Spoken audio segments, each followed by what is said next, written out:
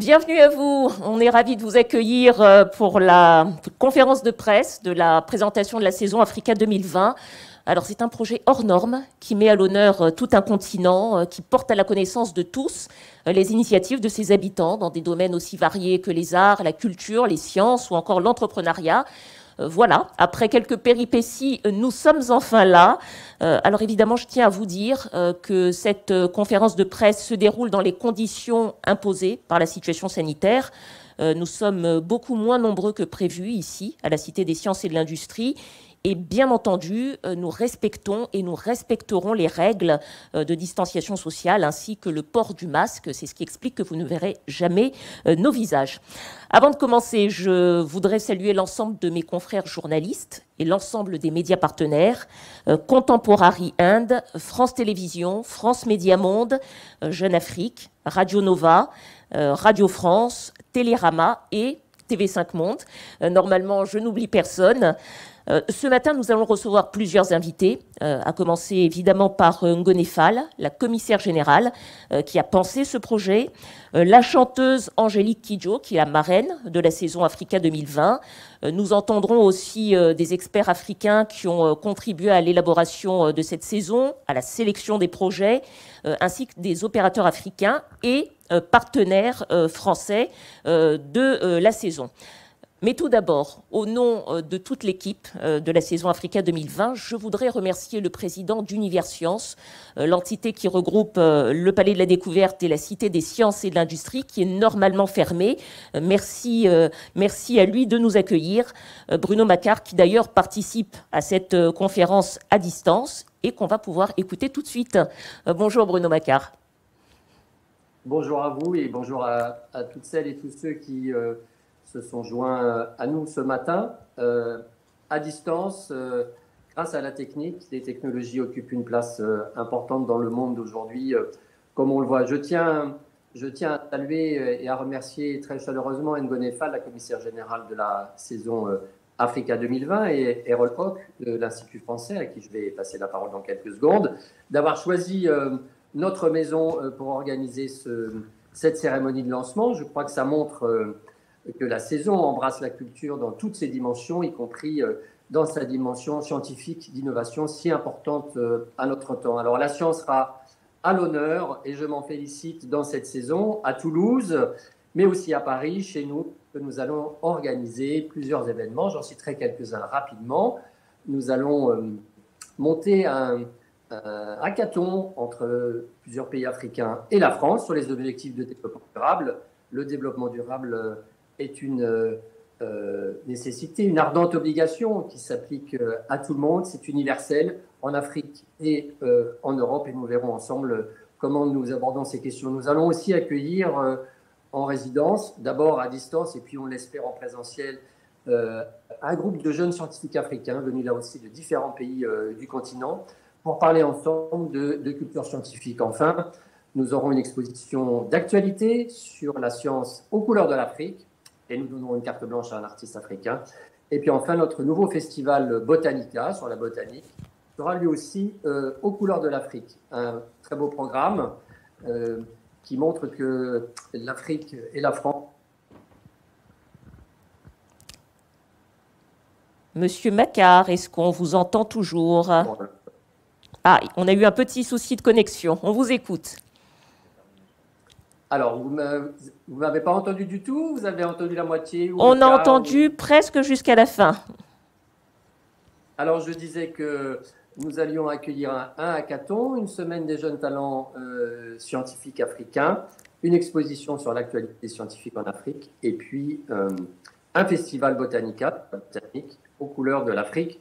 Et donc, je me félicitais de cette initiative prise par la saison Africa 2020, d'inclure la science au sein de cette grande famille culturelle que nous réunissons.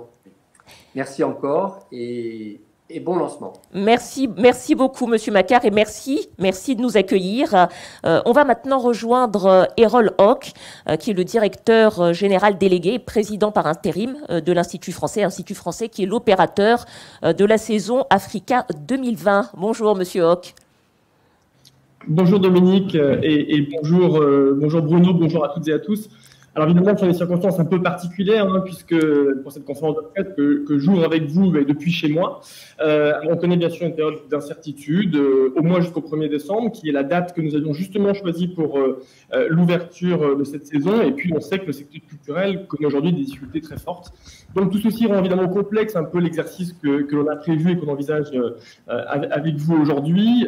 Nous avions placé cet exercice sous le signe de la résilience, parce qu'on avait décidé de reporter de 7 mois le lancement d'Africa 2020. Alors dans ce contexte, on ne pourra peut-être pas répondre à toutes vos questions avec précision, en tout cas on essaiera de le faire, que ce soit sur le maintien exact de tel ou tel projet, l'ouverture précise de la saison dans un mois, ou les conditions exactes aussi dans lesquelles les artistes et les professionnels africains vont pouvoir se rendre en France comme prévu. Mais en tout cas, moi je peux vous assurer que l'Institut français va vraiment être très attentif à l'évolution de la situation sanitaire. Il sera vraiment aux côtés des artistes, des professionnels, des chercheurs, des intellectuels et de nos partenaires en Afrique comme en France pour les accompagner au plus près et du mieux que nous pourrons, comme on l'a fait depuis le mois de mars. Alors, pourquoi est-ce qu'on a choisi de maintenir cette conférence de presse? Je crois qu'il y a plusieurs raisons, mais essentiellement parce qu'on est très fiers du travail qui a été accompli. On croit beaucoup aussi à ce projet qui est si ambitieux. Et puis, là, je paraphraserai peut-être le président de la République, mais on croit aussi au retour des jours heureux, d'une certaine manière. Donc voilà, et je voudrais dire que malgré le contexte un peu difficile, l'engagement, l'enthousiasme sont vraiment restés intacts, et peut-être même renforcés par le désir qu'on a en commun de se projeter dans le monde de l'après-Covid, aujourd'hui plus que jamais. Comment résumer en une phrase, on a essayé de résumer en une phrase l'esprit d'Africa 2020. Bien, je dirais que c'est une invitation vraiment à regarder et à comprendre le monde d'un point de vue africain. Alors on le sait, il y a bien des débats qui traversent notre pays quant à notre rapport à l'Afrique ou à notre histoire commune, mais je crois que cette saison, justement, elle vous invite à un vrai changement de paradigme. L'idée, c'est vraiment de regarder et comprendre le monde, mais de ce point de vue africain-là. Alors monter une saison avec des artistes, des créateurs, des chercheurs, des entrepreneurs de 54 pays, c'était pas une chose facile, c'était même un pari peut-être un peu fou, un peu audacieux, mais je crois que pour un projet aussi titanesque, aussi fou, il fallait vraiment l'enthousiasme, le pouvoir de conviction de la commissaire générale Ngone Fall, que je voudrais vraiment saluer ici et remercier, et bien sûr aussi le travail à ses côtés de toutes les équipes de l'Institut français. On a dû adapter notre façon de travailler, notre façon de penser, et d'associer aussi à la réflexion des intellectuels et des professionnels qui soient africains ou français. On a aussi mis en place un réseau assez dense de membres de la société civile à travers tout le continent africain pour nous aider à trouver des talents, à identifier ceux qui font vraiment bouger les lignes, pour monter des partenariats, faire émerger des initiatives, et ça a été vraiment très important. Alors dans quelques instants, Ngone, je crois, va vous expliquer plus précisément comment elle a conçu et comment elle a structuré sa programmation. Mais avant ça, je voudrais d'abord, bien sûr, remercier Bruno Maca et les équipes d'Univers Science qui sont fortement investis dans ce projet et qui nous accueillent, qui vous accueillent aujourd'hui. Un immense merci également à l'une des plus grandes voix du continent africain et qui est la marraine de notre événement, Angélique Kidjo. Et puis, je voudrais aussi saluer le Conseil présidentiel pour l'Afrique qui a eu, avec le président de la République, l'initiative de cette saison. Un mot aussi pour le comité consultatif qui est présidé par Lionel Zinsou et des experts africains qui nous ont conseillés pour leur disponibilité et pour leur soutien. Et puis, je pense aussi, et je tiens à remercier tous ceux qui ont été en première ligne dans la mise en œuvre d'Africa 2020, et tout d'abord l'équipe du pôle des saisons à l'Institut français, qui a, avec Ngone, travaillé vraiment avec enthousiasme, avec acharnement pendant près de 2 années et demie de préparation. Ce n'est pas rien. Un grand merci aussi à nos collègues du ministère de l'Europe et des Affaires étrangères, du ministère de la Culture, du ministère de l'Enseignement supérieur, de la Recherche et de l'Innovation, et puis aussi du ministère de l'Éducation nationale, de la Jeunesse et des Sports, qui a vraiment su se mobiliser de manière exemplaire, et je crois que c'était une ampleur inédite dans une saison. Un mot aussi, un grand merci à Rémi Rioux et aux équipes de l'Agence française de développement pour leur vraiment très important soutien à ce projet. Enfin, les collectivités territoriales se sont aussi vraiment bien engagées à nos côtés. Je voudrais juste citer ici, parmi d'autres, la ville de Paris, les villes et métropoles de Bordeaux, Grenoble, Lyon, Nantes, Rennes, Toulouse, Lille et la métropole européenne, les régions aussi Bretagne, Grand Est, Normandie et Nouvelle-Aquitaine. Et puis que soient aussi remerciés nos partenaires médias et la RATP pour leur soutien tout au long de ce projet. Et puis enfin, je voudrais dire que cette saison hors norme n'aurait pas été possible sans un soutien également hors norme de nos mécènes. Il y a des mécènes africains et des mécènes français, et je voudrais d'abord évoquer les entreprises et les fondations du continent africain, et en tout premier lieu la fondation Gilbert et Rose-Marie Chagoury pour leur engagement aussi enthousiaste qu'exceptionnel dans ce projet, ainsi qu'Action et puis le groupe Cypromad.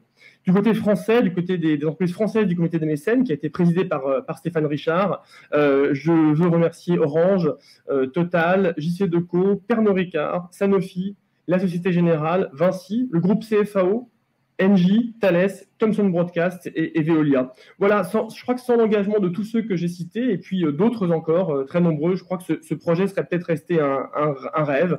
Alors, un beau rêve, mais juste un rêve. Et je crois que grâce à eux et grâce à nous tous, il va bientôt se réaliser. Voilà, merci. Je vous rends la parole, Dominique. Merci beaucoup, Harold Hock. Effectivement, voir le monde changer de paradigme sur la France, sur l'Afrique, et voir le monde à travers un regard africain, c'est ce qu'on va essayer de comprendre tout à l'heure avec Ngoné Fall, la commissaire générale. Mais avant de poursuivre, peut-être un petit rappel pour vous dire que cette conférence est diffusée en direct sur le site officiel de la saison, saisonafrica2020.com. Et sur un fil réservé aux journalistes. Pour les journalistes qui nous suivent à distance, d'ailleurs, vous pouvez poser vos questions dans le module de chat. Nous les traiterons en dernière partie de cette conférence. Nous avons maintenant le plaisir d'accueillir Ngoné Fall, commissaire général, qui a pensé et coordonné cette saison. Bonjour Ngoné. Bonjour Dominique. Alors, beaucoup pensaient que cette saison serait à nouveau reportée à cause de la situation sanitaire, à cause du confinement. Cette fois, Ngoné, dites-nous, est-ce qu'on est vraiment sûr que tous les événements annoncés pourront avoir lieu? Oui, en fait, l'annulation n'a jamais été une option, ni pour les équipes de la saison, ni pour les autorités administratives publiques et pour l'État français. Cette saison, elle va se dérouler, comme indiqué, de décembre 2020 à juillet 2021. Alors, bien entendu, la Covid nous donne de fil à retordre depuis le mois de mars dernier. Je suis moi-même et l'ensemble de l'équipe est en quasi-télétravail depuis le mois de mars. Donc, parfois, on a l'impression qu'on tourne en cage. Mais grâce aux outils technologiques, il est possible aujourd'hui de travailler à distance. Et comme tout le monde, on s'adapte à la situation sanitaire. Et toutes les semaines, on fait des réajustements. On est en contact régulier avec tous nos partenaires. Comme on dit chez nous, c'est l'homme qui a peur, sinon il n'y a rien. C'est l'homme qui a peur, sinon il n'y a rien. On connaît bien ce dicton. D'habitude, les grandes saisons organisées par la France sont des saisons culturelles. Est-ce que Africa 2020, c'est aussi une saison culturelle? Non, on va dire que ce n'est pas une saison culturelle. Et d'ailleurs, ça m'énerve quand on parle d'une saison culturelle, parce qu'il n'a jamais été question pour moi et pour les nombreux intellectuels, artistes, entrepreneurs que j'ai embarqués dans cette aventure, de faire des projets purement événementiels pour divertir la population française. Donc cette saison a été conçue comme une plateforme collaborative de production et de diffusion de savoir et de connaissances. Cette saison est centrée sur l'innovation dans les arts, dans les sciences et dans l'entrepreneuriat. Elle met à l'honneur les femmes et elle cible en priorité la jeunesse. Et tous les projets de la saison, les plus de 450 projets, transcendent une ou plusieurs questions sociétales. Alors, si je comprends bien, cette saison Africa 2020, c'est finalement l'Afrique qui se raconte elle-même. Qu'est-ce qu'elle a à dire, justement? Alors, ce qu'elle a à dire, c'est ce que Harold a souligné, c'est le sous-titre que j'ai donné à cette saison, parce qu'évidemment, les gens n'arrivaient pas à comprendre. Ils disaient, quoi, la saison africaine, la saison des cultures africaines. Donc, à force de hurler et de perdre mes cheveux, d'ailleurs, j'en ai quasiment plus, je me suis dit, il faut peut-être un sous-titre pour que ce soit clair et faire preuve de pédagogie. Donc, cette saison est une invitation à regarder et à comprendre le monde d'un point de vue africain. C'est une saison qui est exclusivement portée par la société civile d'Afrique et de la diaspora récente, c'est important.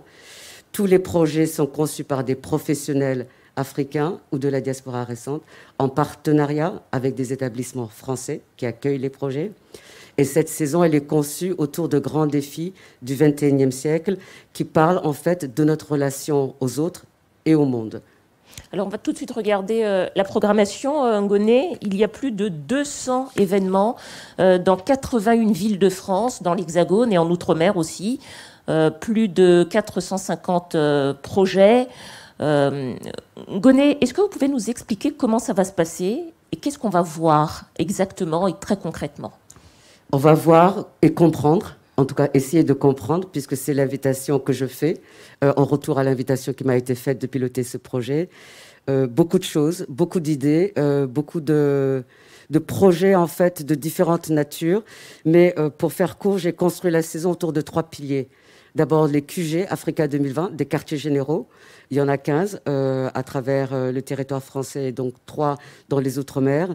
Un focus femmes, c'était important pour moi d'avoir le regard des femmes, et un volet éducation, puisque justement on parle d'une plateforme de production et de diffusion de savoir, et que la jeunesse est au cœur de cette saison. Alors justement, vous avez parlé des QG, des quartiers généraux. Qu'est-ce que c'est exactement? Comment ça va s'organiser? Alors, le concept du QG, c'est comme une permanence, en fait. Et dans ce cas-ci, c'est comme un centre panafricain temporaire qui, sur plusieurs semaines, va proposer une programmation pluridisciplinaire. Et l'idée pour moi, c'est de se dire, cette saison, elle doit mettre l'humain au centre. C'est vraiment la rencontre, l'échange qui est au centre du propos. Donc, pour que ces rencontres soient favorisées, l'idée, justement, c'est d'avoir un lieu où les gens peuvent venir pour voir une exposition, regarder un film et se retrouver 4 heures plus tard en train de refaire le monde avec un voisin, leur voisin qu'ils ne connaissaient pas, en train de parler de permaculture, d'économie solidaire ou de capacité de résilience en période Covid ou pas Covid. Mais c'est vraiment un espace où les gens viennent se retrouver, discuter, rêver ensemble et réinventer le monde ensemble. Bon, alors justement, on va regarder tout de suite ce que ça donne. Direction Roubaix, dans le nord de la France.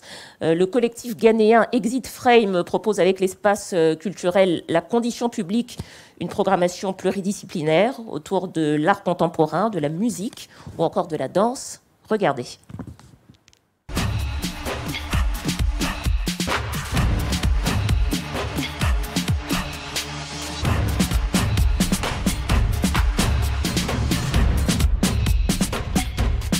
Yeah, the Exit Frame Collective is a group of 5 Ghanaian artists. We came together as a loose collective in 2012.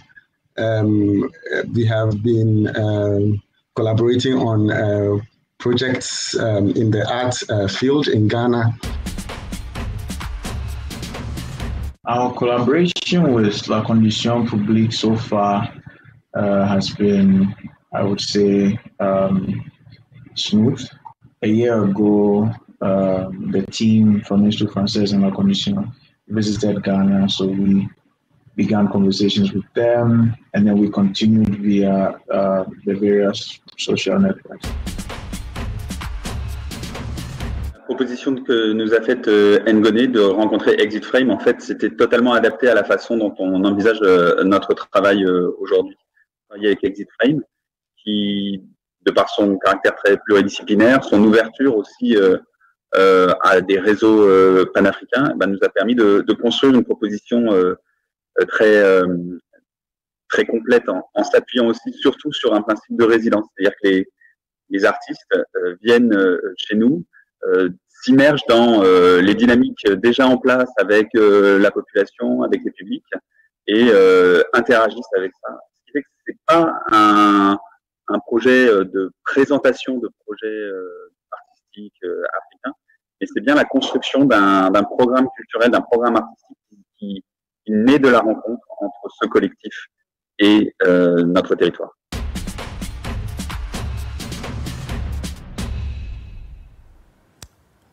Voilà pour le quartier général de Roubaix. Je rappelle qu'il y aura 15 quartiers généraux, dont 4 en Île-de-France et 3 en Outre-mer.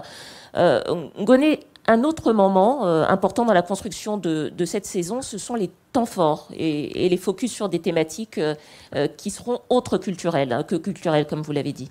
Oui, alors les focus extra-culturels, puisqu'il y a évidemment aussi des focus en culture. Bruno Macquart l'a cité, ce sont les projets scientifiques. Donc, il y a un focus science porté par 2 villes.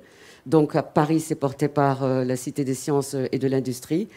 Et Toulouse, à travers un hub science qui s'appelle Africa Science, qui est porté par une dizaine d'opérateurs locaux et également par la maison d'édition parisienne Présence africaine. Donc, une extraordinaire mobilisation de tous les opérateurs culture et sciences sur la ville de Toulouse.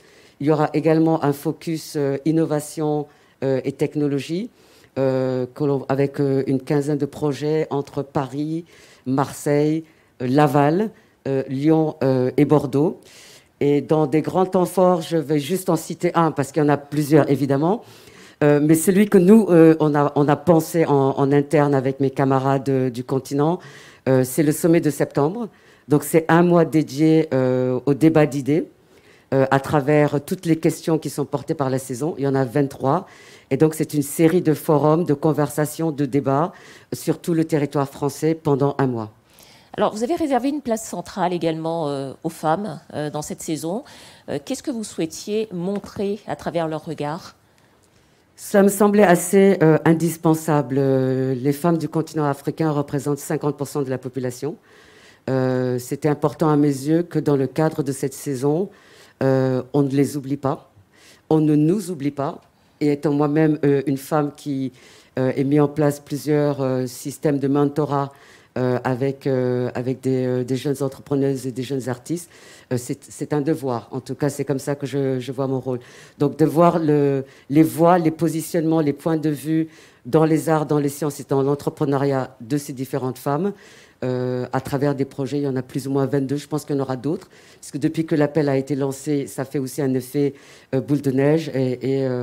Donc ça, c'était important. Les femmes à l'honneur et les voix des femmes, les positions des femmes. Chaque projet est monté par une professionnelle féminine qui invite des femmes, artistes, intellectuels, scientifiques, pas pour pleurer sur la condition féminine, parce qu'on n'a plus rien à revendiquer aujourd'hui. En tout cas, moi, je n'ai jamais rien eu à revendiquer. Je pense que les gens qui me connaissent le savent. Mais de justement voir quels sont leurs regards et la façon dont elles appréhendent différentes questions de société, que ce soit la diffusion des connaissances, l'émancipation économique, la question de l'histoire, de la mémoire ou de l'engagement citoyen, pour citer juste quelques exemples. Alors, on ne pouvait pas non plus penser une saison Africa 2020 sans mettre la musique à l'honneur. Plusieurs dizaines de concerts sont prévus au cours de cette saison. On espère en saison hors Covid. Je vais faire comme ma mère, je vais dire Inch'Allah. Ce qui est sûr, c'est que nous sommes des pragmatiques. Toute l'équipe de la saison Africa 2020. Il y aura bien entendu de la musique qui sera programmée dans les QG, puisqu'ils sont par nature pluridisciplinaires. Mais disons que le choix qu'on a fait au moment où on a reporté les dates de la saison et de passer de juin 2020 et de commencer en décembre 2020, c'est de commencer doucement et de petit à petit de monter en puissance. Donc la partie très festive de la saison, elle va démarrer à la fin du mois de mai 2021 avec le défilé de la Biennale de la danse de Lyon, suivi au mois de juin par une série de concerts rap, hip-hop, afrobeat, électronique, dans différentes villes de France sur tout le territoire. Alors justement, vous parlez de rap, hip-hop, afrobeat, et on va justement aller à la rencontre de Muthoni Drummer Queen. C'est une artiste kenyane extraordinaire. Elle est rappeuse, elle est percussionniste, entrepreneuse aussi. Elle est productrice de musique alternative et elle a fondé le festival Africa Nouveau au Kenya. C'est une boule d'énergie. Écoutez-la.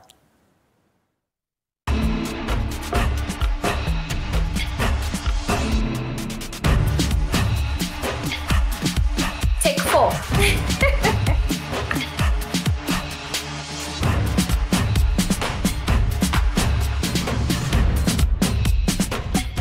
What is very important for us to show to the French public through our curation is really the spectrum of music on the African continent right now.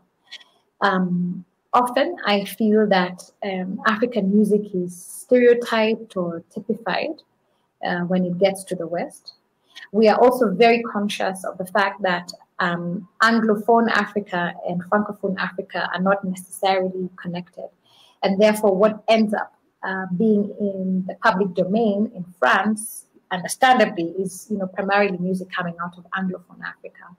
And we think that we have an incredible opportunity now to show to all the people of France the diversity, the freshness, the innovation, the coolness of all this music that is being made in Anglophone Africa. In my case, in East Africa specifically, we have a really big ambition or desire to connect the young people of France. If I have to describe the atmosphere of Africa 2020 in one word, I would say electric.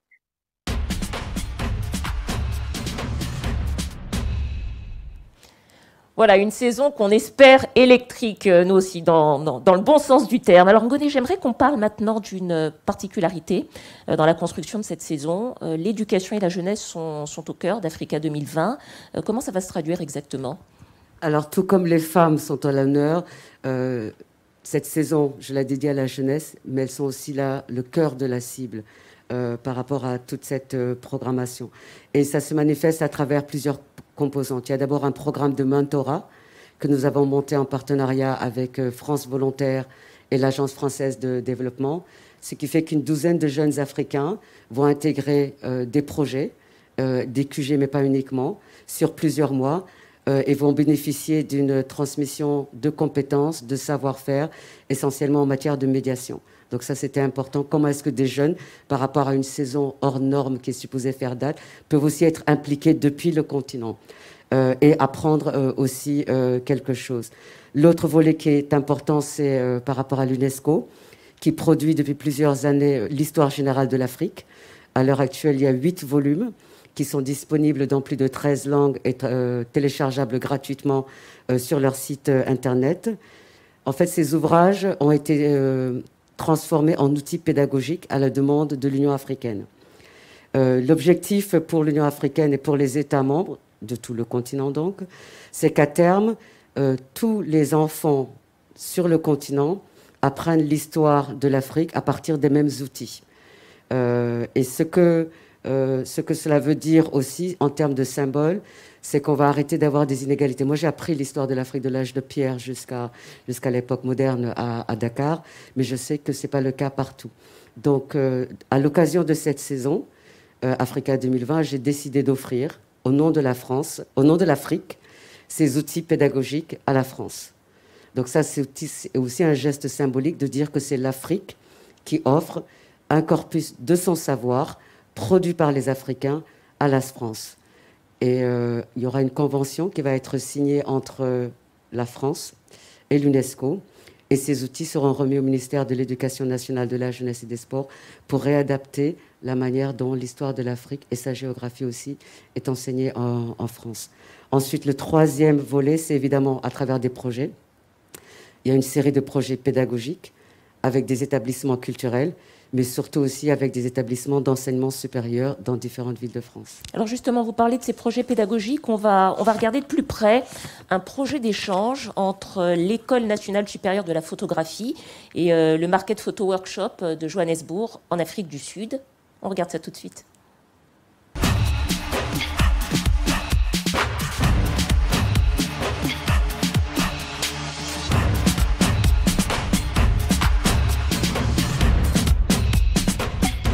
Market Photo Workshop is a school for photography and also a photography resource center. The intentions of establishing this space was to promote the practice, firstly in communities that were in the margins of the apartheid South Africa, but also to begin to prepare a new type of photographer that South Africa, which was going through its own political change from apartheid to freedom and democracy. We've become to realize that photography education is beyond just the making of images. It goes deeper into the understanding of issues of representation in relation to us as human in our human evolution. We realize that with the borders becoming virtual, access to global practice is becoming much more democratic. Access to education in this regard as a human right becoming much more democratic.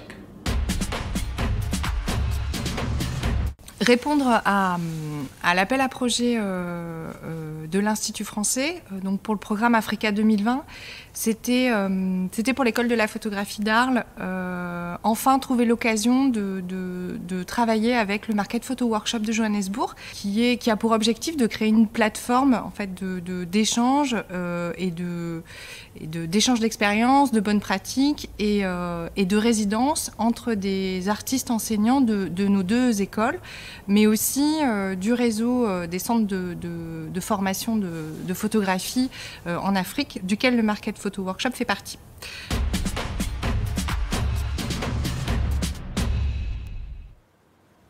Voilà, ça c'était pour le projet de l'incubateur photographique. Alors je rappelle pour tous ceux qui nous suivent à distance, et notamment pour les journalistes, vous pouvez nous poser vos questions sur le fil qui vous est réservé, et elles seront posées à la fin de cette séquence à Ngonefal qui y répondra. Alors cette saison a été conçue dans un partenariat actif avec l'Éducation nationale et le ministère de l'Éducation nationale, de la jeunesse et des sports.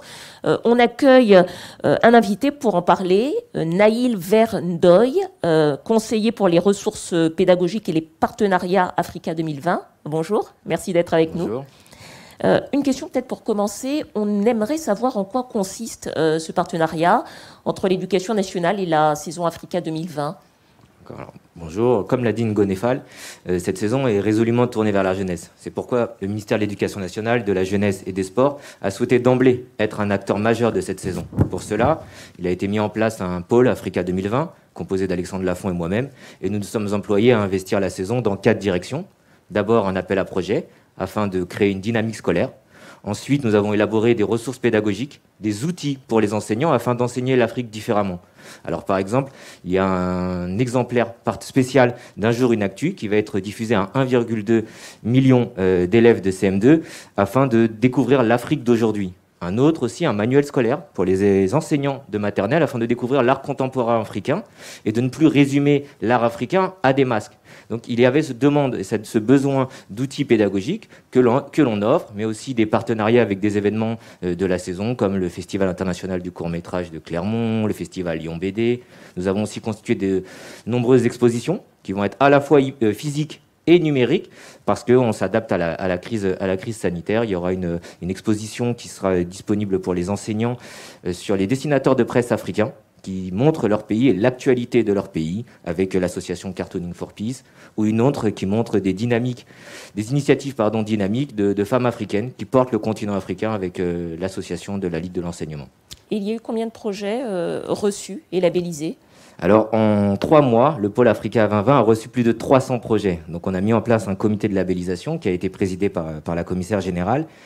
Et on en a labellisé 274, donc de très beaux projets, des projets de correspondance avec des classes, des projets scientifiques, des projets culturels. Et c'est une belle réussite. Certains ont même pu être aidés financièrement.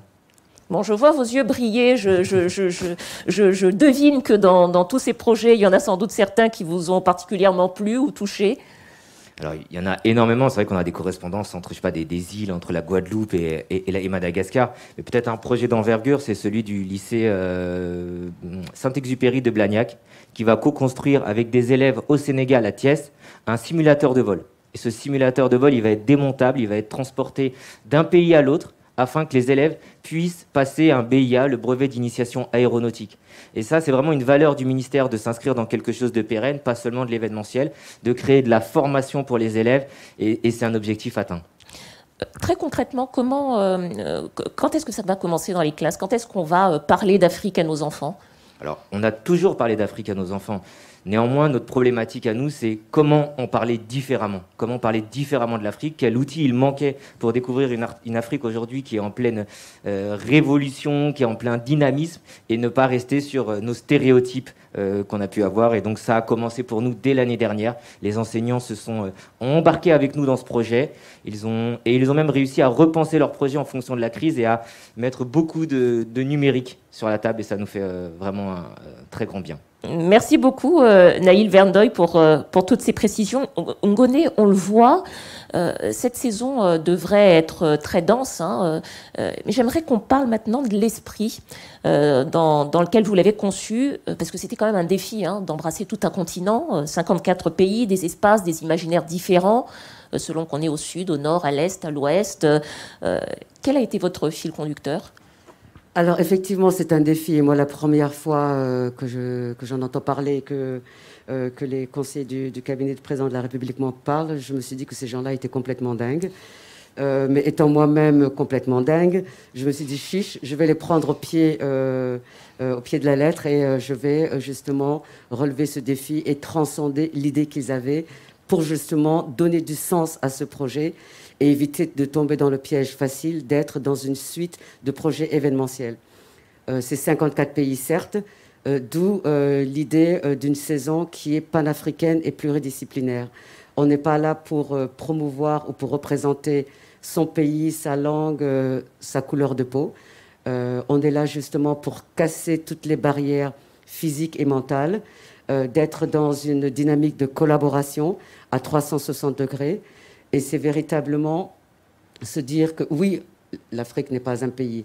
Donc c'est pas la peine qu'on me l'explique. Et c'est assez fatigant d'ailleurs quand j'ai des Français qui essayent de m'expliquer ce qu'est être africain ou pas. Je me demande, je dis, est-ce qu'ils savent vraiment à qui ils parlent?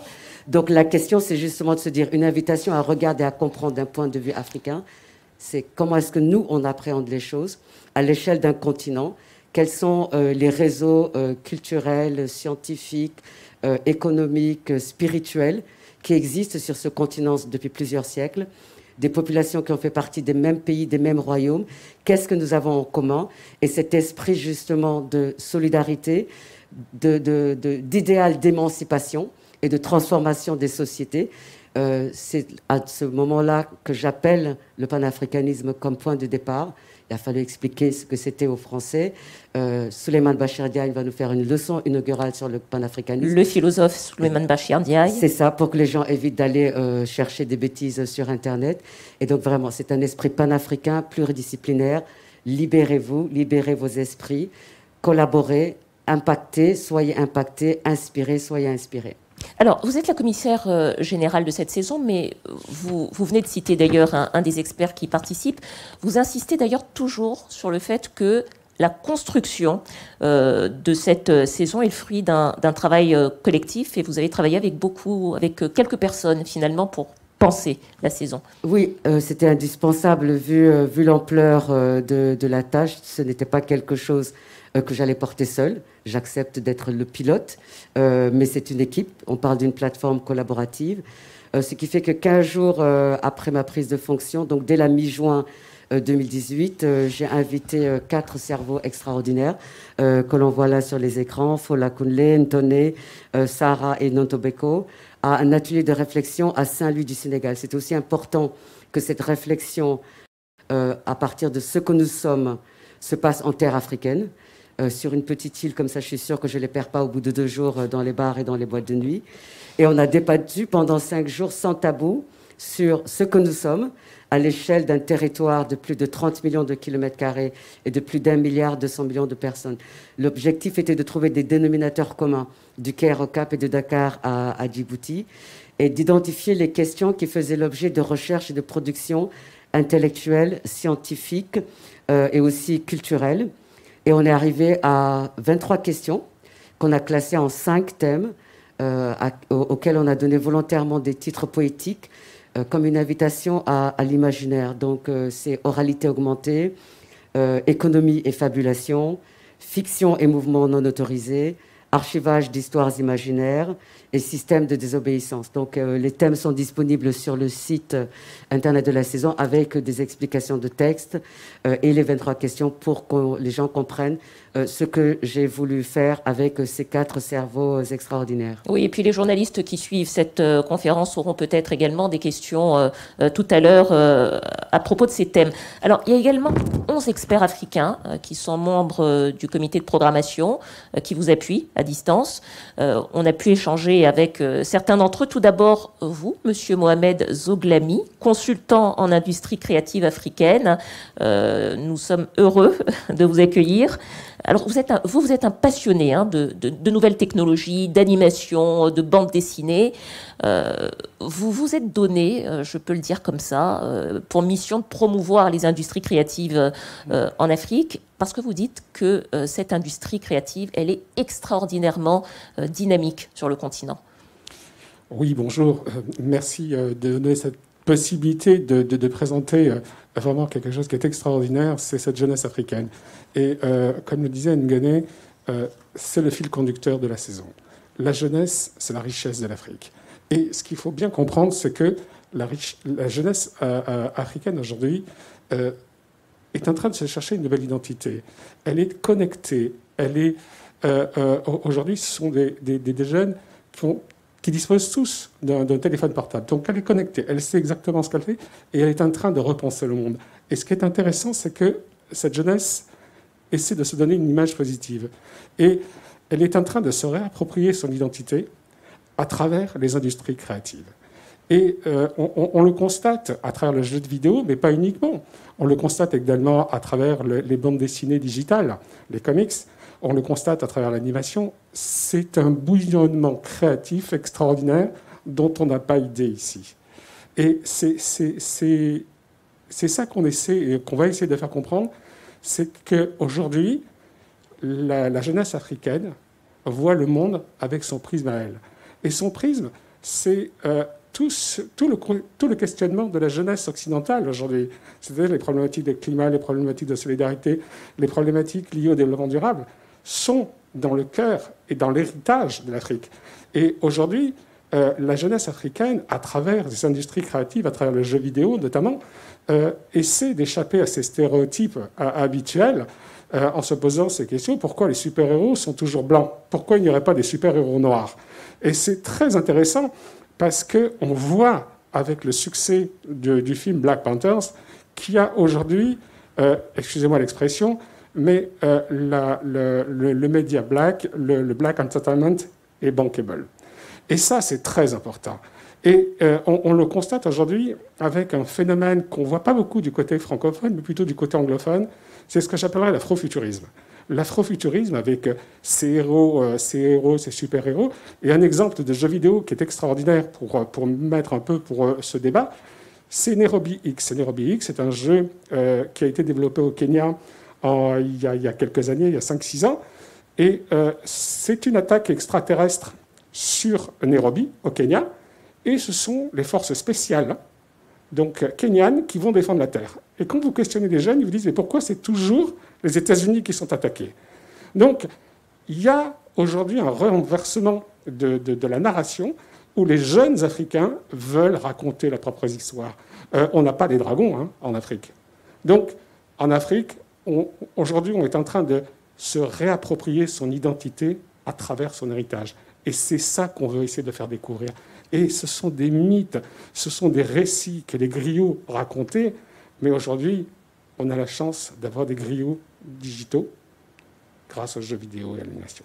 Et qui permettent donc de se réapproprier ces récits et de les offrir au monde finalement. Et justement, ce bouillonnement que vous êtes en train de nous expliquer, comment est-ce que vous avez travaillé avec Ngoné, avec la saison Africa 2020 pour le mettre au cœur de cette saison?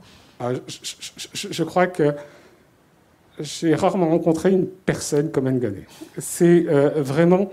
le courant est passé très très vite. Elle a tout de suite saisi l'importance de ce côté que sont les industries créatives, puisqu'elle a participé dès le départ. On était ensemble. Donc, je lui ai expliqué, je lui disais, voilà ce qu'il a. Elle a toujours été présente, elle nous a toujours encouragés. Elle a toujours voulu que ce côté extraordinaire de cette industrie créative, jeux vidéo, animation, soit mis en valeur. Parce qu'on raconte des histoires africaines au monde, et ce qui est très rare. Et donc aujourd'hui, on le voit. Et d'ailleurs, un exemple typique, aujourd'hui, Netflix. Netflix, aujourd'hui, s'est installé en Afrique, est en train de produire des dessins animés avec des super, et c'est étonnant, des super-héroïnes noires pour la jeunesse africaine, mais pour la jeunesse mondiale. Donc, il y a vraiment aujourd'hui une demande. Et ça, grâce à Ngoné, on a cette possibilité de le montrer à toute cette jeunesse française, mais aussi à la population française, qu'il y a des histoires africaines, des mythes. Et un petit exemple, ce week-end, nous avons lancé l'Association africaine du jeu vidéo, et j'ai une école qui est en Tunisie, qui forme à ces métiers-là. On a été choisi par Epic Games. Epic Games, c'est Fortnite. Pourquoi faire? Pour former 250 jeunes Africains avec cette volonté de créer des histoires et un narratif africain. Et ça, c'est extraordinaire. Et je peux vous assurer que quand on a lancé l'appel d'offres, je ne m'attendais pas à avoir un tel succès. Il y a des studios de partout, c'est vraiment fantastique. Et c'est ça que je voudrais faire découvrir grâce à Ngoné ici. Joli compliment, Ngoné. Oui, mais je veux dire, quand je l'ai rencontré aussi, c'est une mine de savoir, de connaissances. Son enthousiasme est et contagieux, on va dire. Donc, c'était assez évident. Mais ce qui m'a surtout intéressé, au-delà de la fabrique des récits et d'imaginaire africain, pour les Africains, mais aussi pour le reste du monde, c'était l'impact économique de ce secteur. Parce qu'on n'y pense pas souvent. Hein. Quand on pense à la culture dans nos pays, on pense à des amuseurs, justement à des troubadours et des gens qui sont toujours en train de quémander de l'argent, qui ne sont pas forcément pris au sérieux. Et on le voit justement avec cette crise tout d'un coup où le monde culturel a énormément souffert et l'impact que l'on a sur le PIB des pays et aussi le potentiel en termes de formation et de création d'emplois. Donc si on a quelques gouvernements africains qui m'écoutent en ce moment, qu'ils soient de chez moi ou d'ailleurs, réveillez-vous, s'il vous plaît. Puis justement, ces industries créatives, dans les temps que nous affrontons tous, évidemment, on se rend bien compte qu'elles vont être de plus en plus importantes. En tout cas, merci beaucoup, Mohamed Zoglami, d'être venu nous en parler. Alors, l'Afrique, c'est aussi une terre d'intellectuels, de littérature aussi. Parmi les 11 experts du comité de programmation, on a rencontré l'historien sénégalais, Mamadou Diouf. Il dirige l'Institut des études africaines de la School of International and Public Affairs de l'Université Columbia à New York. Et il a apporté son savoir à propos de la littérature africaine. On va l'écouter tout de suite.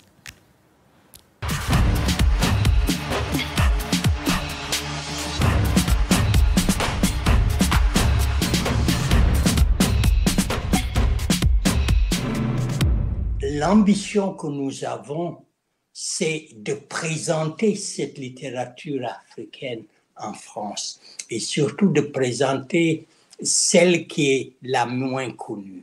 C'est de faire parler cette littérature, d'arriver à ouvrir un espace pour permettre une conversation entre les écrivains et le public. La littérature, les littératures africaines permettent dans une certaine mesure de comprendre de manière très, très, très profonde, de manière aussi tout à fait littéraire, esthétique et éthique, les sociétés africaines, les individualités africaines. Restituer à l'Afrique sa place dans la réalisation de la condition humaine depuis l'Antiquité, de signaler que l'Afrique et les Noirs sont devenus au XXe et au XXIe siècle l'un des enjeux fondamentaux des luttes politiques, économiques, mais aussi intellectuelles et esthétiques. C'est de comprendre comment cette littérature s'empare au cœur des territoires conscrits par les débats et les controverses ouvertes par le XXe siècle, des ressources parfois dans l'ambiguïté, comme les ressources par exemple de la négrophilie, des sciences de l'homme, qu'elle subvertit pour s'offrir une province qui lui est propre, au cœur du territoire de l'universel duquel la plupart des auteurs pensent que leur communauté est exclue.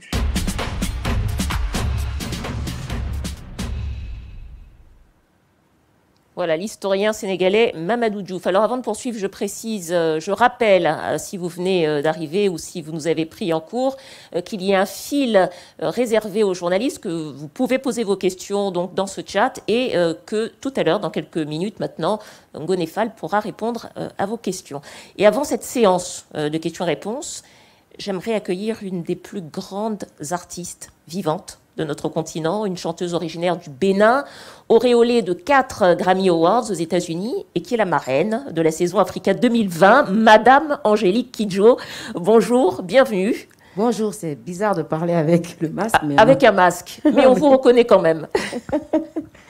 Alors, Angélique, la saison Africa 2020 est bien sûr très honorée de vous avoir comme marraine. Vous avez suivi avec nous le déroulé de la programmation. Ça vous paraît assez fidèle à ce que vous connaissez de la richesse du continent? On ne peut pas parler complètement de la richesse du continent, mais c'est déjà un défi absolument incroyable qui est élevé aujourd'hui. Et je suis contente de voir tout le travail que Ngoni a fait, on en a parlé beaucoup. Et c'est vrai que c'est difficile de faire comprendre aux gens que l'Afrique ne peut pas être vue tout simplement par un trou. Et que l'Afrique est beaucoup plus que ça. Et elle a fait un travail incroyable. et c'est génial. Moi, je trouve qu'en tant que marraine, j'ai beaucoup de choses à dire dans les médias, donc je peux me vanter de tout ce qu'on fait. Alors, justement, comment est-ce que vous concevez ce rôle de marraine pour la saison?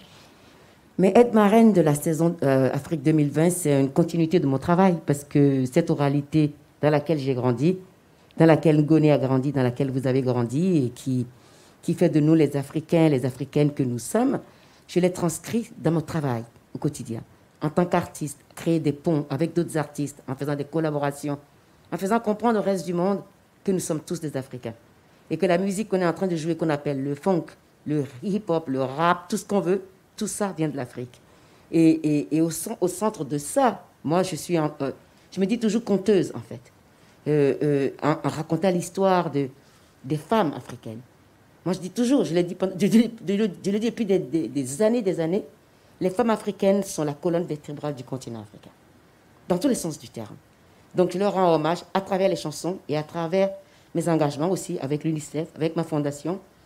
Et l'indépendance financière des femmes, c'est devenu un casse-tête pour moi parce que on ne peut pas avancer vraiment. Tout ce qu'on fait ici, c'est très beau, mais il faut que les femmes participent.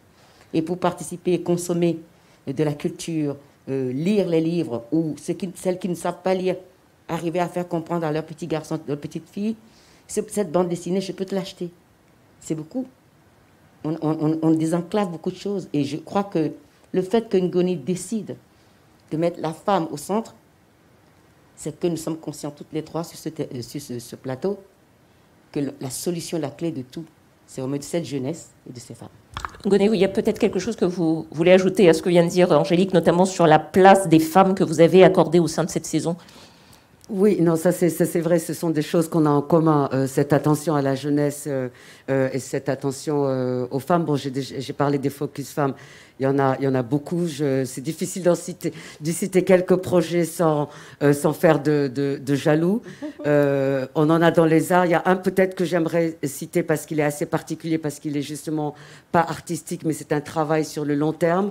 C'est l'association française Aware, qui est une plateforme en ligne, mais qui organise également des conférences, des visites d'exposition, et qui est entièrement dédiée justement à la place des femmes dans l'histoire de l'art. Moi, c'est une association que je connais, avec qui j'avais déjà collaboré à distance, parce que j'avais déjà écrit des textes justement sur la place des artistes femmes africaines.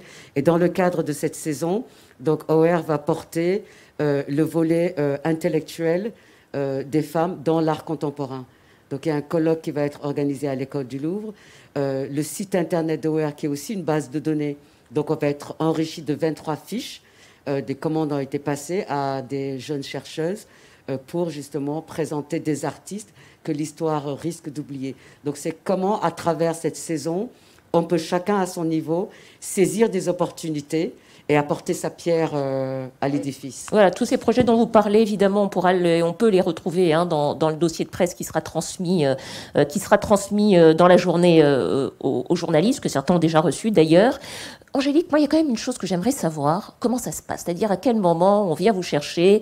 Et quand on vous dit, Angélique, on aimerait que tu sois la marraine de la saison Africa 2020, qu'est-ce que vous vous dites? Qu'est-ce qui vous séduit? Et qu'est-ce qui vous incite à accepter cette proposition?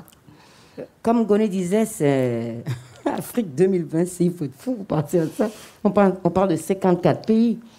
Et moi, ce qui m'a séduit, c'est de savoir que la commissaire était une Africaine, déjà pour commencer. Ou un Africain, peu importe le sexe. Parce qu'il est important pour nous, les Africains, de raconter notre histoire. Il est temps vraiment que les gens arrêtent de penser pour nous, de parler pour nous. Et moi, j'ai dit, je serai la marraine de la saison 2020 si l'Afrique est représentée dans sa diversité. Pas seulement culturelle, mais au-delà de la culture. Que nous avons une histoire à raconter qui est moderne et que les jeunes d'aujourd'hui ne veulent plus, absolument plus, que quelqu'un d'autre parle pour eux. Et surtout les jeunes filles, parce que j'en connais pas mal qui, quand elles commencent à parler, je suis là, oh, attention les filles, là. Elles ont des idées bien claires, elles savent ce qu'elles veulent. Je dis toujours aux gens, on n'a pas besoin d'aide, on a besoin de partenariat. Le respect, ça commence par le partenariat donné à l'autre, la capacité de s'exprimer. Je refuse absolument que quelqu'un vienne en me disant « je vais t'aider » sans m'écouter. Parce que les problèmes, on les a, mais les solutions, nous les avons aussi. Et que si on veut vraiment que l'Afrique s'en sorte, c'est à nous les artistes. C'est à nous, la société civile, de nous organiser de telle sorte que ça devienne imparable et incontournable pour que tous les gouvernements se rendent compte que sinon ils ne font rien. C'est eux qui sont laissés sur le côté. Et les jeunes veulent une autre Afrique. Et ça, on doit y répondre. Si on n'y répond pas, pourquoi on est là? Et c'est ça que j'apprécie énormément dans la démarche de Ngoné, parce que c'est une bombe à retardement. L'Afrique a le taux de jeunes le plus élevé au monde. Je ne veux plus voir aucun Africain dans un bateau qui part de l'Afrique. Je veux qu'on reste chez nous et qu'on construise nos pays, notre continent et nos communautés. Merci beaucoup pour ces mots très forts, Angélique. Et justement, cette Afrique qu'il faut regarder différemment, c'est ce que vous appelez de vos voeux en tout cas, vous avez essayé de l'incarner à travers une identité visuelle. J'aimerais qu'on jette un coup d'œil, Ngoné et Angélique, à l'identité visuelle de la saison. Hein. C'est cette image qui devra incarner la philosophie de la saison Africa 2020. Alors, c'est très différent, Ngoné, des images qu'on a l'habitude de voir sur l'Afrique. J'imagine évidemment que ce n'est pas un hasard. Qu'est-ce que vous avez voulu exprimer à travers ces deux hommes, cette femme, ces trois personnages qui sont debout et qui regardent et qui sont supposés représenter la saison Africa 2020 ? Alors, effectivement, ce n'est pas un hasard si ça ne ressemble pas à ce que l'on a l'habitude de voir dans certains pays, parce que c'est tout simplement le regard d'un Africain. Sur ce que cette saison devrait être. Et on n'est pas du tout dans le délire d'un occidental engoncé dans des visions et dans des clichés d'un autre âge. Ça a été un défi. Ça a fait l'objet de plusieurs réflexions, de se dire comment est-ce que justement on matérialise visuellement une saison qui englobe un continent et tous les champs de l'activité humaine. C'est déjà compliqué à expliquer en 2 phrases. Alors comment le traduire ? L'humain est au cœur de cette saison, les femmes et la jeunesse aussi. Donc naturellement, de se dire, représentons cette saison à travers son affiche par justement la société civile africaine, des jeunes hommes, des jeunes femmes, qui sont l'Afrique d'aujourd'hui, celles et ceux qui font l'Afrique d'aujourd'hui et de l'Afrique de demain, jeunes, dignes, fiers, pleins de rêves, ambitieux, et qui ne sont pas là pour justement divertir. On n'est plus à l'époque des zoos humains. Donc ça, c'est une Afrique vue par un Africain. Donc forcément, au début, elle a dérouté certains. Et là, pareil, il a encore fallu faire preuve de pédagogie. Mais tous les Africains qui ont vu cette affiche en sont très fiers, en disant, pour une fois, on n'a pas des gens en train de rigoler avec des grands sourires. Yabon Banania. Angélique, elle vous plaît, cette affiche ? Moi, je la trouve très sexy. Sexy. Je la trouve sexy, moderne et ça parle beaucoup plus que ce qu'on peut dire ici, parce que ça montre la diversité de l'Afrique en cette photo-là, et aussi ça montre la créativité africaine. Ces jeunes-là, ils sont là, de par leur posture déjà, ils imposent leur présence. C'est-à-dire, nous existons, nous avons des choses à dire, et vous allez nous écouter. Et c'est ça qui est intéressant dans cette image. Moi, quand je l'ai vu, je me suis dit, wow, c'est génial. J'étais contente, mais je savais qu'avec Ngoné, ça ne peut pas être autrement. En tout cas, c'est ce que la saison tâchera de faire passer comme philosophie donc entre décembre et juillet, entre décembre 2020 et juillet 2021. Merci beaucoup, Angélique, d'être venue nous parler de votre saison Africa 2020, vous qui êtes la marraine de la saison. Alors, pour réaliser ces portraits, vous avez fait appel, Ngoné, à un des talents de la photographie du continent africain, c'est le Sénégalais Omar Victor Diop. On va regarder une petite séquence qui a été tournée juste au moment de la séance photo.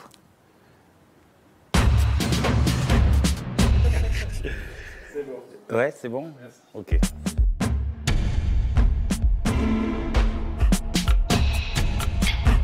Pour moi, This is Africa, c'est un peu comme un mantra. C'est ce que je me dis à chaque fois que je suis content d'une image que je m'apprête à montrer. Ce qui m'a fait choisir l'art et la photo en particulier, c'est justement cette opportunité de montrer ma réalité qui m'est propre, mais aussi qui est la réalité des gens avec qui j'ai grandi et que j'essaie de représenter. Plus que 3. Parce qu'il en faut beaucoup plus pour décrire cette extraordinaire diversité. Plus d'1 milliard d'individus, 54 pays, on ne sait même pas combien d'ethnies nous avons.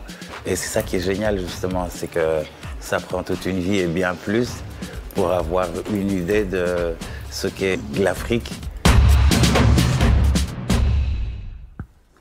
Voilà, Omar Victor Diop, sénégalais, photographe, un des talents du continent africain. Il est maintenant temps de répondre aux questions qu'on a récoltées au fil de cette conférence. Vous avez encore la possibilité de poser toutes les questions, si vous en avez encore d'autres. On a aussi répertorié, Ngoné, quelques questions reçues sur les réseaux sociaux qui ont été posées par celles et ceux qui suivent la conférence à distance. Alors, peut-être une première question. Est-ce que les projets seront reprogrammés en raison de la Covid-19? Question attendue, évidemment. Alors, certains projets, certains opérateurs, jusqu'à la dernière minute, à un moment où on produisait le dossier de presse, et au moment même où il arrivait chez l'imprimeur, certains opérateurs se sont dit on va peut-être avoir un second confinement, décalons-nous. Donc, certaines personnes dont les projets démarraient le 1er, le 2 ou le 3 juin, c'est par exemple le Musée d'art moderne de Paris, c'est le Forum sur l'innovation et la tech Emerging Valley à Marseille, ou le QG de Château-Thierry et le QG de Metz. Les gens sont en train de se décaler. Donc, comme je l'ai expliqué, on s'adapte en fonction de l'évolution de la crise sanitaire.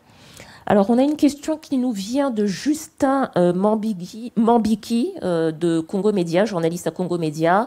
Cette session montre l'Afrique en plein développement, contrairement à ce qu'on montre habituellement. Comment la saison va-t-elle se dérouler dans nos pays respectifs?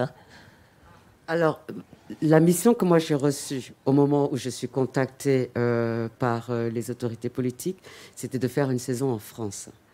Il y a certains projets qui ont un volet en Afrique, mais au départ, cette saison, elle s'adresse au public français, puisque la volonté du président de la République, c'était justement d'amorcer un changement de regard et de comportement et de mentalité. Il y a des projets qui vont pouvoir être suivis en ligne, parce que certains projets, avec la pandémie, ont basculé en numérique. C'est par exemple un projet qu'on a en architecture porté par Patricia Anouri du Cap-Vert avec Arc en Rêve à Bordeaux. Tous les projets pédagogiques ont aussi des plateformes numériques. Ce n'est pas une saison monde, attention. Déjà, mais vous voyez déjà qu'elle suscite beaucoup d'intérêt. Je commence déjà à avoir, rien que d'y penser, j'ai le vertige et je rentre chez moi. C'est pas possible. Au bout d'un moment, c'est pas possible. C'est mobiliser un continent, mettre en place une plateforme à l'échelle de territoire français. Vous avez vu qu'on a plus de 450 projets.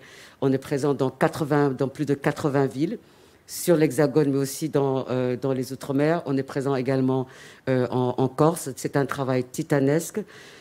S'il fallait faire une saison, pourquoi l'Afrique? Alors pourquoi pas les États-Unis, etc. Alors à ce moment-là, on s'en sort plus. On se disperse, on va dans tous les sens. Et le propos, le message de fond, les messages que porte cette saison seraient noyés. Nous, on va faire notre possible à travers notre site internet de rendre accessible un certain nombre de choses. Mais c'est une initiative française, il ne faut pas l'oublier.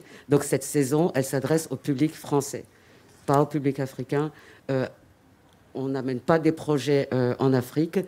C'est un autre dispositif. Ça, il aurait fallu y penser avant et ça n'aurait même pas de sens. Alors, on a une question aussi qui revient. Quelle est la place de l'Afrique anglophone dans cette saison? Parce qu'effectivement, dans les 54 pays, il y a des pays anglophones, francophones, lusophones, arabophones.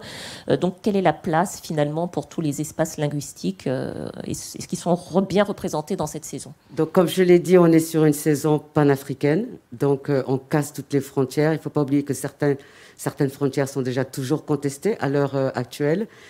Stratégiquement, les personnes qui ont pris la parole à travers des vidéos, que ce soit Exit Frame au Ghana, ou Mutoni au Kenya, ou alors le Market Photo Workshop à Johannesburg, sur les quelques vidéos, on a 3 anglophones qui parlent. Mes réseaux personnels et professionnels sur le continent sont essentiellement anglophones. Et j'ai accordé beaucoup d'attention justement à cette question des langues sur le continent, parce que chaque Africain parle au minimum 2 voire 3 langues. Donc la promotion d'une langue par rapport à une autre n'aurait pas de sens. Donc j'ai été très sensible et extrêmement proactive pour aller chercher des professionnels des pays anglophones, mais également des pays lusophones et aussi également d'Égypte. On a une question pour savoir comment ont été sélectionnés les porteurs de projets et les personnes qui seront et qui sont dans cette saison Africa 2020. Donc il y a eu un comité de programmation qui regroupait les 11 experts sectoriels que les gens pourront retrouver sur le dossier de presse. Mohamed fait partie de ce comité. Les critères étaient clairs.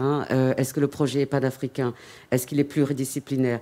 Est-ce qu'il est vraiment porté par un ou plusieurs professionnels du continent africain en collaboration avec une institution française? Est-ce qu'on parle de l'Afrique d'aujourd'hui et de demain? Quels sont les sujets qui sont abordés par rapport aux 23 questions que soulève la saison? Est-ce qu'il y a un effet de durabilité, d'impact? Est-ce qu'il y a une attention donnée à la jeunesse, à la médiation par rapport au public? Donc tous ces critères-là étaient très clairs, non négociables. Donc il y a eu beaucoup de gens qui ont été éconduits soit parce qu'ils avaient des faux partenaires, soit parce qu'ils étaient dans de l'événementiel d'un autre âge, avec des danses traditionnelles, mais qu'on n'appellerait même pas traditionnelles chez nous, on appellerait ça de l'instrumentalisation de la culture. Donc il a fallu faire le tri. Le but, ce n'était pas non plus d'aller dans tous les sens. 450 projets, c'est déjà beaucoup. On est une petite équipe, les budgets sont aussi limités. Donc les choix, ils ont été faits stratégiquement en se basant sur les critères, le respect de l'état d'esprit de la saison et la pertinence de la proposition. Et à côté des experts, il y avait évidemment des représentants des ministères concernés par la saison, c'est-à-dire le ministère de l'Europe et des Affaires étrangères, le ministère de la Culture, le ministère de l'Éducation nationale, de la jeunesse et des sports. Alors on a une question, je ne sais pas par qui elle a été posée, une question qui demande est-ce que tous les projets sont des partenariats entre la France et des pays africains? C'était obligatoire. Et à un moment donné, mon assistante m'appelait Madame Police parce que j'ai tenu à vérifier, quand je ne connaissais pas les opérateurs, j'ai parlé à toutes les personnes impliquées dans cette saison. Donc c'est épuisant, je suis un peu épuisée, mais c'est assez nécessaire parce que ce continent, il est vaste. C'est obligatoire. Vous n'avez pas de partenaire africain, ne venez même pas nous adresser la parole. Comme dirait une de mes camarades, va te coucher. Parce que justement, comme le rappelle Angélique, ce qui est au cœur de l'enjeu de cette saison, c'est que pour une fois, on a l'opportunité de parler, de réfléchir, de penser. Et on demande, s'il vous plaît, qu'on arrête enfin, si jamais c'est possible pour certains, de penser, d'agir, de parler et de décider à notre place. C'est ce pacte que moi j'ai fait avec la jeunesse sur le continent et c'est pour ça que je n'ai pas encore de difficulté à faire comprendre ce projet du côté du continent africain. C'est parce qu'il y a ce pacte de confiance entre la société civile et moi-même au moment où j'accepte de porter ce projet. Avoir un partenaire africain et ce point de vue africain sur ces questions sociétales, c'est fondamental et ce n'est pas négociable. Question de Amani Magazine. Cette saison Africa 2020 ouvre un dialogue de manière innovante et contemporaine entre la France et l'Afrique. On sait aussi que la France est un moteur de l'Europe ou au moins un autre pays européen. J'imagine que la question est sans doute de savoir si c'est simplement une saison initiée par la France ou si d'autres pays européens sont partenaires de la saison Africa 2020. Non, comme je l'ai redit, on ne va pas aller dans tous les sens, sinon on fait une saison monde et on est encore là dans 15 ans. Il faudrait une semaine pour dérouler une conférence de presse. C'est une initiative de la France, donc c'est un projet qui se passe en France avec des objectifs très clairs par rapport au public français et elle concerne un continent. Donc elle ne se déroulera dans aucun autre pays en Europe et dans aucun autre pays du continent africain. Nous avons terminé la sélection des projets, l'éducation nationale de même. Les gens sont en train d'affiner et de s'ajuster par rapport à la pandémie. La saison, elle se passe sur le territoire français, hexagone et territoire ultramarin, c'est tout. Voilà, alors n'hésitez pas à continuer à poser vos questions sur le fil qui vous est réservé, qui est réservé aux journalistes. Autre question qu'on a reçue, à quel défi majeur avez-vous été confronté dans l'organisation de cette saison ? Sur fond de crise sanitaire, avez-vous développé des formats spécifiques ? Question de Sarah Dion de News Temps Culture. Les défis ont été nombreux, donc je ne vais pas tous les énumérer. Oui, il y en a trop et de différentes natures. Donc ça sera pour plus tard, quand j'écrirai mes mémoires, quand je serai vraiment très vieille. La Covid nous a effectivement soulevé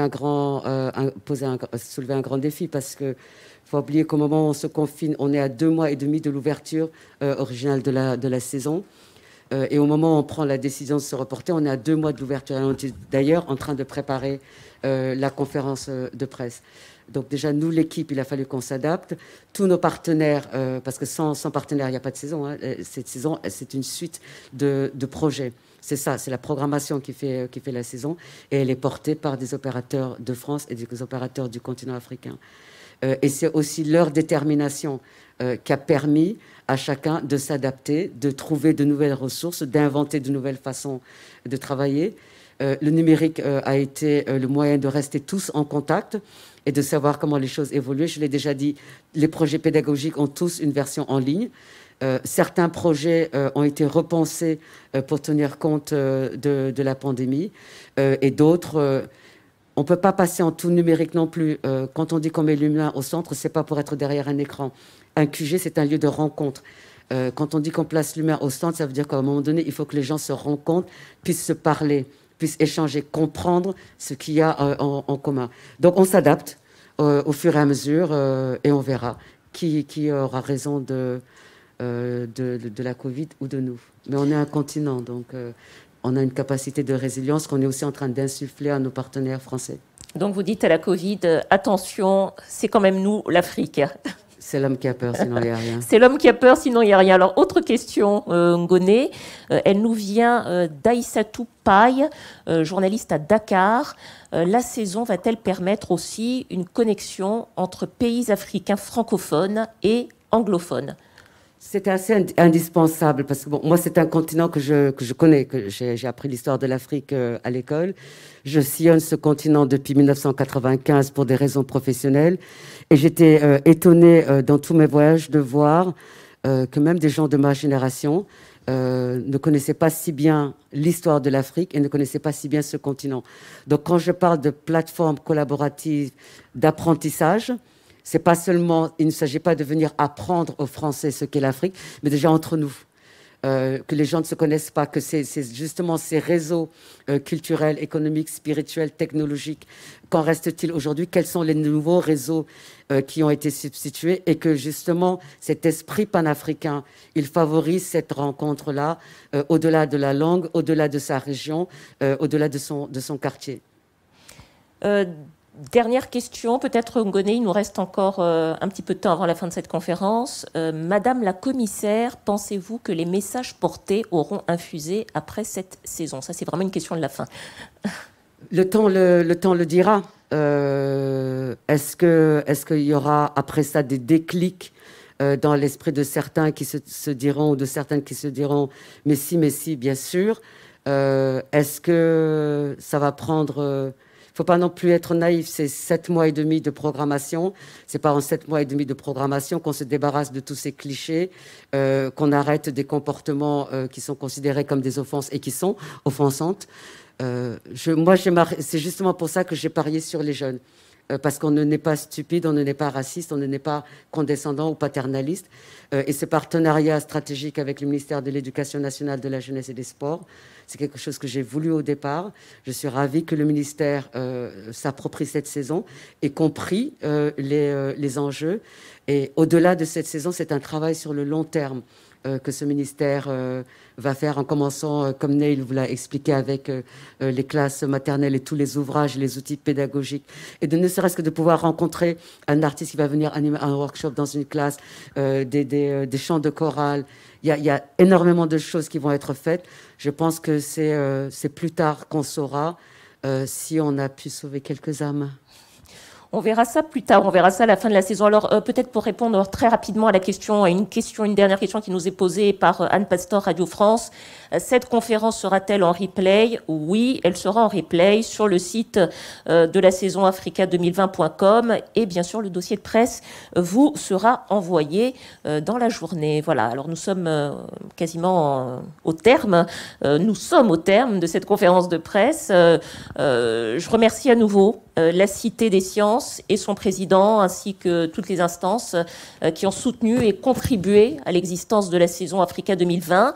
Merci aux partenaires de la saison, merci au ministère de l'Europe et des Affaires étrangères, au ministère de la Culture, au ministère de l'Éducation nationale, de la jeunesse et des sports, au ministère de l'Enseignement supérieur, de la recherche et de l'innovation, à l'ensemble des opérateurs et participants à la saison, aux membres du comité consultatif, aux experts sectoriels, et puis merci aussi aux mécènes, aux partenaires, aux opérateurs qui ont été pour beaucoup dans la construction de cette saison. Ngoné, je vous laisse le mot de la fin peut-être.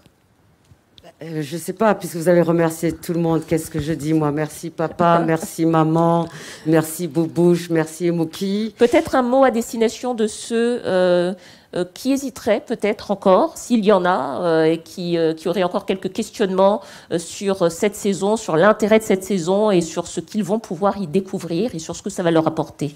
Alors,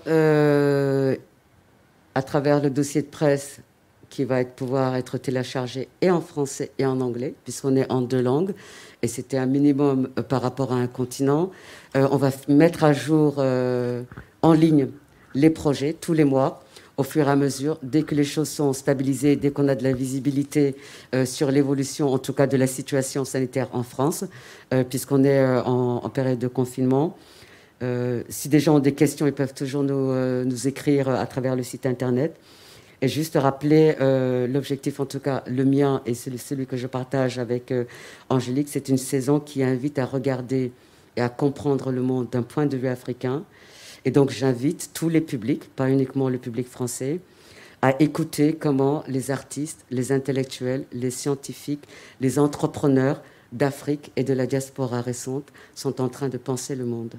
Vaste programme pour une saison Africa 2020 qui s'annonce riche et dense. Merci beaucoup à vous d'avoir été là. Merci pour votre question et bonne saison Africa 2020.